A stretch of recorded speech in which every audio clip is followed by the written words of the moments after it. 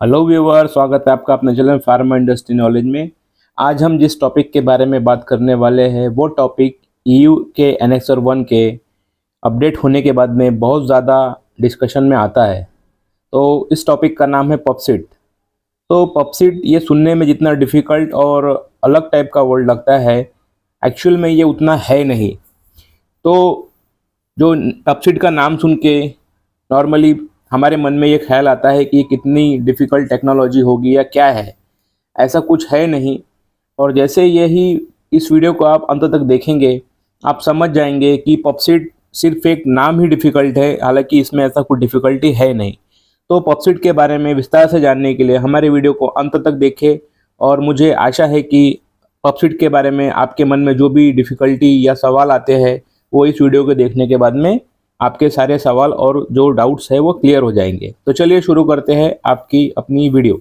तो सबसे पहले समझते हैं कि आखिर ये पॉपसिट होता क्या है। तो जैसे कि इसका नाम है पॉपसिट, तो इसको अगर हम सिंगल सिंगल वर्ड के हिसाब से, अल्फ़ाबेट के हिसाब से अगर हम एक्सप्लेन करें तो पी का मतलब होता है प्री, यू का मतलब होता है यू, पी का मतलब होता है पोस्ट, और एस का मतलब होता है स्टरलाइजेशन, आई का मतलब इंटीग्रिटी और टी का मतलब टेस्ट। यानी कि पॉपसिट को अगर हम पूरे कंप्लीटली अगर कहें तो pre use post sterilisation integrity testing. तो पॉपसिट जैसा कि मैंने आपको बताया, ये रिवाइज्ड एनेक्सर 1 होने के बाद से आम बोलचाल की भाषा में इसे पॉपसिट के नाम से जाना जाता है। हालांकि पॉपसिट एनेक्स 1 में कोई नया नहीं है। एनेक्स 1 में पहले से ही फिल्टर की इंटीग्रिटी के बारे में जो चैप्टर है उसमें क्लियरली लिखा हुआ है कि कोई भी फिल्टर जिसे हम स्टरलाइजेशन के लिए यूज़ करते हैं उसकी स्टरलाइजेशन होने के बाद में इंटीग्रिटी करना है, और ये इंटीग्रिटी जो है फिल्टर के यूज़ से पहले होनी चाहिए। ये चीज़ जो है एनेक्स 1 में 1998 से ही लिखी हुई है। अब सवाल ये आता है कि स्टरलाइजिंग ग्रेड फिल्टर की इंटीग्रिटी कैसे वेरीफाई करनी चाहिए। तो इसके लिए ईयू के एनेक्स 1 में पैराग्राफ नंबर 85 में क्लियरली ये डिफाइन किया गया है कि हमारा जो स्टरलाइज ग्रेड का जो फिल्टर होता है उसकी इंटीग्रिटी यूज़ करने से पहले वेरीफाई करना चाहिए, और यूज़ होने के इमीडिएट या तुरंत बाद हमें दोबारा से फिल्टर की इंटीग्रिटी को कंफर्म करना चाहिए। फिल्टर की इंटीग्रिटी करने के लिए कोई भी एक अप्रोप्रिएट मेथड का यूज़ हम कर सकते हैं। ये मेथड हो सकती है bubble point, diffusive flow rate या प्रेशर होल्ड टेस्ट। इनमें से किसी भी मेथड का यूज़ करके हम फिल्टर इंटीग्रिटी चेक कर सकते हैं। फिल्टर स्टरलाइजेशन प्रोसेस फिल्टर के लिए फिजिकली स्ट्रेसफुल हो सकता है। एग्जाम्पल के लिए अगर हम बात करें तो स्टरलाइजेशन प्रोसेस में बहुत ज़्यादा हाई टेम्परेचर होता है, जो कि 121 डिग्री से लेकर 134 डिग्री सेंटीग्रेड होता है, जिससे कि फिल्टर में डिस्टॉर्शन हो सकता है, जो कि फ्लूइड को पास करने के लिए एक पाथवे क्रिएट कर सकता है, जिससे कि 0.2 माइक्रोन से ज़्यादा के भी पार्टिकल जो है फिल्टर से पास हो सकते हैं। फिल्ट्रेशन के लिए हम जो फिल्टर यूज़ करते हैं उसका यूज़ करने के दौरान परफॉर्मेंस इम्प्रूव हो सकता है। वो इसलिए कि जब हम सॉल्यूशन फ़िल्टर करते हैं फिल्टर से, तो सॉल्यूशन में जो पार्टिकल्स होते हैं वो स्टरलाइजेशन की प्रोसेस से जो पाथवे क्रिएट हो सकता है वो पार्टिकल्स उस पाथवे को ब्लॉक करना शुरू कर देते हैं, और जो पार्टिकल बड़े साइज के होते हैं वो हमारे पाथवे को एलिमिनेट कर देते हैं। जहाँ से छोटे पार्टिकल पास हो सकते हैं लेकिन बड़े पार्टिकल उधर ही ब्लॉक हो जाते हैं। इसी वजह से फिल्टर को यूज़ करने से पहले यानी स्टरलाइजेशन के बाद और यूज़ किए जाने के बाद दोनों ही टाइम फिल्टर की इंटीग्रिटी करना इम्पॉर्टेंट होता है। इसमें ध्यान रखने वाली बात एक और है कि ये जो फिल्टर की इंटीग्रिटी होती है वो इन सीटू यानी जहाँ पे फिल्टर की हमारे एग्जैक्ट लोकेशन है वहीं पे उसकी इंटीग्रिटी परफॉर्म करनी चाहिए, जिससे कि हमें ये इंश्योर हो सके कि हमारा फिल्टर विथ फिल्टर की हाउसिंग पूरी तरीके से इंटीग्रल है, यानी जो हमारा इंटायर लाइन है वो इंटीग्रल है और उसमें कहीं से भी लीकेज नहीं है और हमारी जो फिल्टर की है इंटीग्रिटी वो इंटीग्रल है। अब बात करते हैं कि आखिर ये पॉपसीड को इतना फोकस या एम्फेसाइज क्यों गया है NX1 में, या पॉपसीड जो है कौन से पर्पस को सर्व करता है, या पॉपसीड को इतना एम्फेसाइज करने का रीज़न क्या है। तो पॉपसीड का पर्पस है कि स्टरलाइजेशन फिल्टर और उसके जो कंपोनेंट होते हैं उनकी इंटीग्रिटी को टेस्ट करना, जो कि फिल्टर को स्टरलाइज करने के बाद में लेकिन फिल्टर का यूज़ करने से पहले किया जाता है। ये टेस्ट इसलिए डिज़ाइन किया गया है ताकि पोटेंशियल मास्किंग इफेक्ट को आइडेंटिफाई किया जा सके। अब बात करें ये मास्किंग इफेक्ट आखिर होता क्या है। तो मास्किंग इफेक्ट एक फिनोमेनन है जिसमें स्टरलाइजेशन फिल्टर का डिफेक्ट फिल्ट्रेशन प्रोसेस के दौरान क्लॉग हो जाता है या बंद हो जाता है। जैसे कंटेमिनेट और उसके कंपोनेंट के वजह से जो भी फिल्टर में पाथवे क्रिएट हुआ है या कोई होल क्रिएट हुआ है वो कंटेमिनेट या पार्टिकल के वजह से ब्लॉक हो जाएगा। इसके कारण फिल्टर यूज होने के बाद भी फिल्टर की इंटीग्रिटी पास कर लेता है, लेकिन ये जो हमें रिजल्ट पास का मिला है ये एक्चुअल रिजल्ट नहीं होता है, और ये मास्किंग के कारण जो गैप्स या लीकेज फिल्टर के हैं वो मास्किंग के वजह से ब्लॉक हो जाते हैं और हमें एक फॉल्स रिजल्ट मिलता है। जब हम हमारे स्टरलाइजेशन ग्रेड के फिल्टर की इंटीग्रिटी स्टरलाइजेशन होने के बाद और यूसेज से पहले करते हैं तो जो मास्किंग के इफ़ेक्ट होते हैं उनको हम पॉसिबली डिटेक्ट कर सकते हैं, और जो हमारा फिल्ट्रेशन में होने वाला जो रिस्क है उसको हम एलिमिनेट कर सकते हैं। अब ये फ्लो डायग्राम से हम समझ सकते हैं कि किस प्रकार से मास्किंग जो है हमारे फिल्टर की इंटीग्रिटी को इफ़ेक्ट करती है। जैसे कि एक इंटेक्ट फिल्टर होता है, उस फिल्टर का जब हम स्टरलाइजेशन करते हैं तो स्टरलाइजेशन की प्रोसेस से, जैसे कि मैंने आपसे पहले बताया कि स्टरलाइजेशन में टेम्परेचर जो है वो फिल्टर को इम्पैक्ट कर सकता है या उसकी इंटीग्रिटी को इम्पैक्ट कर सकता है।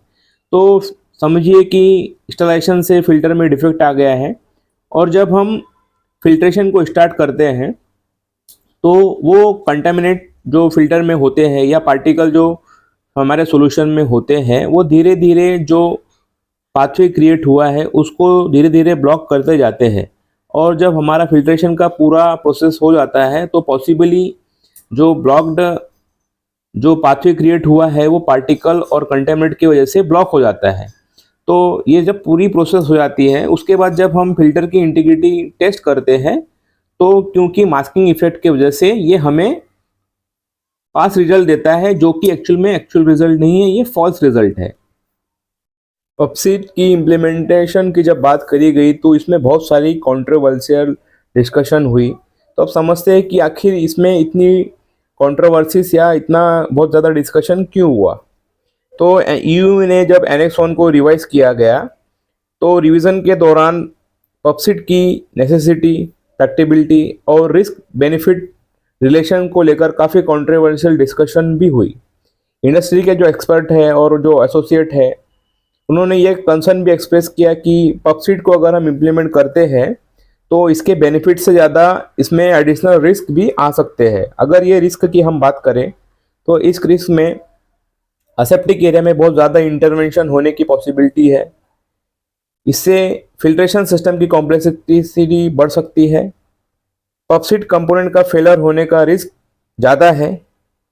टेस्ट प्रोसेसर के दौरान स्टरलाइज फिल्टर पर स्ट्रेस पड़ता है, लेकिन मास्किंग इफेक्ट की वजह से माइक्रोबायोलॉजिकल कंटेमिनेशन होने की प्रोबेबिलिटी बहुत ही लो कंसीडर की गई है। इन सभी डिस्कशन का रिजल्ट ये है कि पॉपसीड की वजह से कंटेमिनेशन या प्रोडक्ट क्वालिटी में कमी का रिस्क फिल्टर डिफेक्ट की वजह से होने वाले कंटेमिनेशन के रिस्क से ज़्यादा हो सकता है। ये डिफेक्ट फिल्टर के यूज़ के दौरान छुप जाता है और बाद में डिटेक्ट नहीं हो पाता। और सबसे इम्पॉर्टेंट बात यह है कि पॉपसीड एक कॉस्टली और टाइम कंज्यूमिंग प्रोसेस है जिसका कॉस्ट इफेक्टिवनेस को रिस्क बेनिफिट रिलेशनशिप की पर्सपेक्टिव से क्रिटिकली एनालाइज किया जा रहा है। अब हम ये बात करते हैं कि आखिर वो कौन सी सिचुएशन, प्रोसेस या प्रोडक्ट है जो वाकई में रिस्क में होती है। अभी तक जो हमारे पास डाटा अवेलेबल है मास्किंग को लेकर, उसमें मास्किंग इफेक्ट की स्पेसिफिक डिटेल बहुत ही कम अवेलेबल है, और वो कौन सी कंडीशन होती है जो ये फेवर करेगी मास्किंग इफेक्ट को, वो भी अभी तक क्लियर नहीं है। अभी जो करंट फाइंडिंग है वो ये दिखाती है कि मास्किंग इफेक्ट बहुत रेयरली होता है, और ये कई फैक्टर पर डिपेंड होता है। ये कुछ फैक्टर है, फिल्टर डिफेक्ट कितना बड़ा है, फिल्टर होने वाला जो मटेरियल है उसकी प्रॉपर्टीज़ क्या है। अगर फिल्टर डिफेक्ट इतना बड़ा हो कि माइक्रोबियल कंटेमिनेशन पास हो जाए तो मास्किंग इफेक्ट के चांस बढ़ सकते हैं। अब अगर फिल्टर का डिफेक्ट इतना छोटा हो कि क्लॉगिंग होने पर डिटेक्ट ना हो तो ये अनडिटेक्टेड रह सकता है। अगर मटेरियल या पार्टिकल लोड सफिशिएंट हो तो डिफेक्ट का नॉन डिटेक्टेबल ब्लॉकेज हो सकता है। प्रोडक्ट में एग्लोमरेट होने की टेंडेंसी हो तो मास्किंग इफेक्ट का चांस बढ़ सकते हैं। मास्किंग इफेक्ट का जनरल असेसमेंट करना मुश्किल है, क्योंकि हर प्रोडक्ट और प्रोसेस और उनका कॉम्बिनेशन यूनिक होता है। इसलिए मास्किंग इफेक्ट को इतना अच्छे तरीके से एनालाइज करना अभी भी पॉसिबल नहीं है। फिल्टर के ऊपर होने वाले मास्किंग इफेक्ट को लेकर 2020 या 2020 में कुछ पब्लिश्ड स्टडी हुई है, जिनके टॉपिक है test process and result of potential masking of sterilizing grade filter और data mining to determine the influence of fluid property on the integrity test value. ये जो पब्लिश आर्टिकल्स जो है वो इंडिविजुअल असेसमेंट के लिए हेल्पफुल हो सकती है। ये पब्लिकेशन जो है sterile filtration quality risk management consortium के रिजल्ट है, जो पीडीए यानी कि पेरेंटल ड्रग एसोसिएशन और बायोफोरम ऑर्गेनाइजेशन ग्रुप ने 2017 के एंड में लॉन्च किया था। तो ये सब भी असेसमेंट अभी फार्मास्यूटिकल इंडस्ट्री में जा रही हैं, जो कि मास्किंग इफेक्ट को लेकर के है। हु हैज़ टू इम्प्लीमेंट पॉपसिट, या पॉपसिट को इम्प्लीमेंट करना किसके लिए बहुत ज़्यादा ज़रूरी है।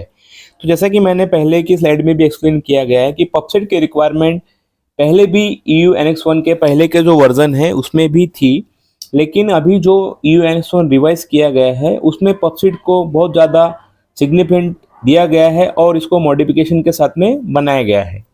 ये रिक्वायरमेंट अभी भी मैंडेटरी कंसिडर की जाती है, लेकिन साथ ही साथ EU Annex 1 में ये भी एक्नॉलेजमेंट किया गया है कि कुछ स्पेसिफिक केसेस में जहाँ की पॉपसिट फिजिबल नहीं है और वो प्रोसेस की कांस्टेंट की वजह से इम्प्लीमेंट करना डिफ़िकल्ट है, तो उन केसेस में पॉपसिट को हम इम्प्लीमेंट नहीं भी कर सकते। जैसे कि अगर हम एग्जांपल की बात करें तो स्मॉल वॉल्यूम प्रोडक्ट जो कि जिसमें कि रेडियो फार्मास्यूटिकल्स का फिल्ट्रेशन होता है, तो इस सब केसेस में पॉपसिट का यूज़ एक अल्टरनेटिव अप्रोच के साथ में परमिसिबल है, लेकिन उसके लिए हमें एक risk assessment, detail risk assessment बनाने की आवश्यकता होती है, जिसमें कि हमें जो हमारी प्रोसेस में करंट कंट्रोल है उसको डॉक्यूमेंट करके हम पॉपसिट का यूज़ करना बंद कर सकते हैं।